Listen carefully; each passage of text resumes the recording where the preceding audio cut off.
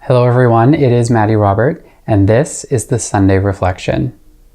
Today is Sunday, December 24th, 2017, and I'd like to start off by wishing you and all of your friends a Merry Christmas. As you can tell, I am not in my apartment. The background looks different. I'm in a hotel room. I am up in Bangor for work.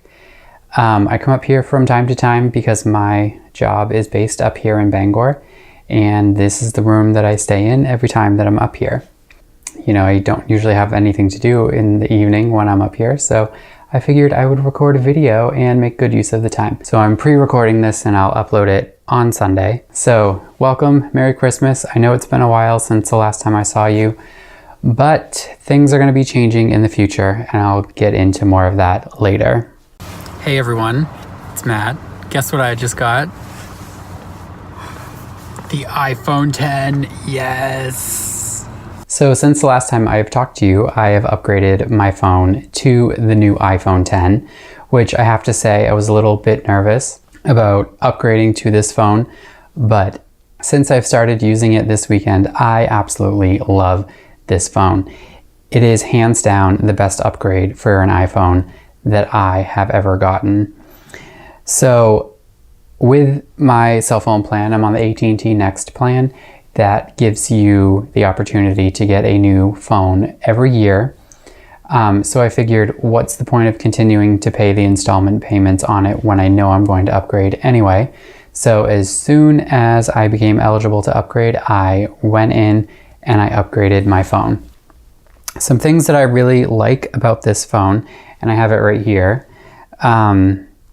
there is a lot of extra screen space on this phone. So the screen literally covers every possible square inch of the phone that they can cover. Yeah, there's the little notch up at the top, but honestly, I haven't noticed that whatsoever once I started using it. This added screen space is probably the best thing that's happened to the iPhone. This phone is not much bigger than the previous iPhone 7 that I had. I never got into the Plus phones because I was like, that's just way too big and it won't even fit in my hand. Sometimes this is too big for my hand. It won't fit in my pocket, and I don't need that big of a phone. But just a little bit of extra screen space on this phone is worth the upgrade. So there is no home button, so you have to like do all these gestures and do little, movements around, which kind of slows it down a little bit. And I still find myself trying to go hit the home button, but overall I love this phone. This feels like an actual upgrade. Every year when the new iPhone comes out, it's like, okay, I'll go get it. It'll be a little bit faster. It'll have a little bit better of a camera. There's a couple new things that are exciting, but the excitement wears off for those after the first couple of weeks. And they're mostly things that you don't really use, or just refinements to things that you always use. But this literally is like having a new phone. And I was skeptical at first, but I am not skeptical whatsoever. I think this was the best upgrade that I've done. I was thinking about maybe doing the 8 just to save some money, but no, this is only an extra $5 or $10 a month for me on the Next plan, and it is totally worth it. I highly recommend this phone to anyone who's considering the iPhone 8 or the 10. Definitely go with the 10 because it'll blow your mind away and you won't look back. I am serious about that. Very serious.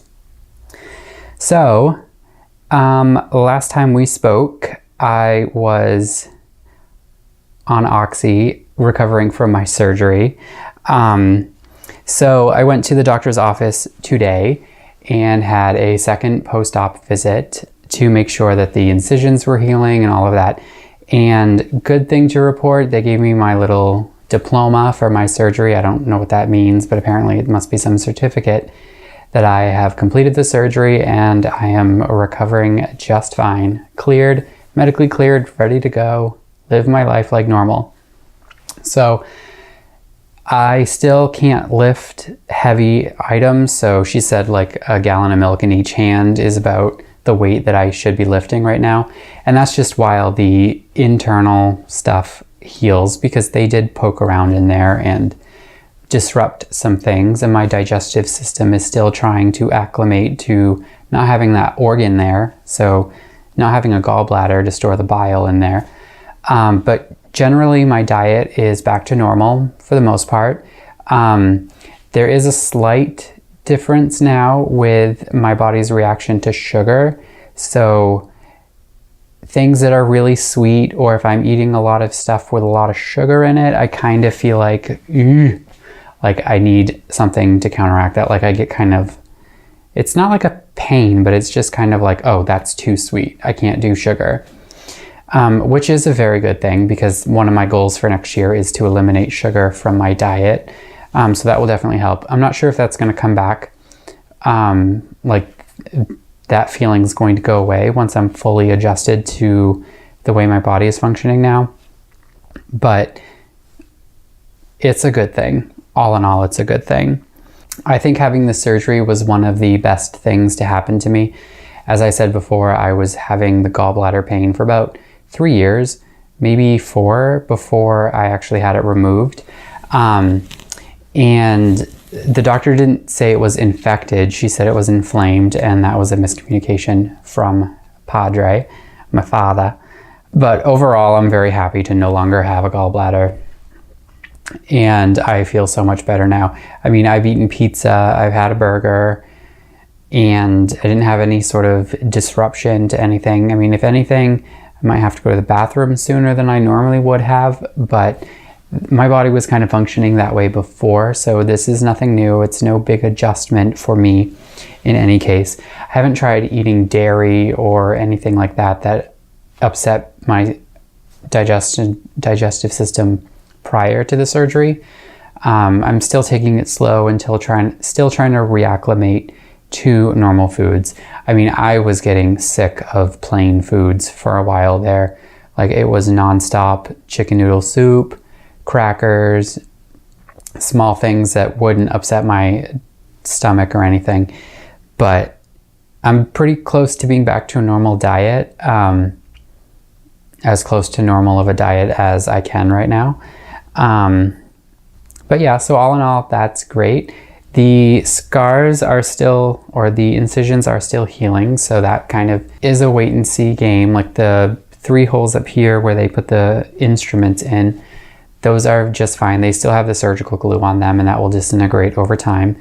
And the belly button incision, it didn't close up all the way, but the skin has formed in the void between the 2 sides, so that is coming back to normal.